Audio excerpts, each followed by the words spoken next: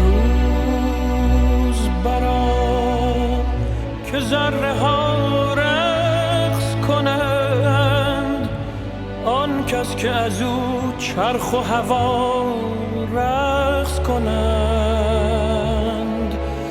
جانها ز خوشی بی سر و پا رقص کنند، در گوش تو گویم که کجا رقص کنند.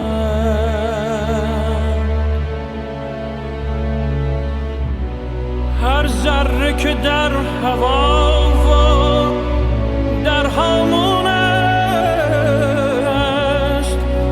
نیکو نگرش که همچو ما مفتون است. هر ذره اگر خوش است اگر محزون است، سرگشته خورشید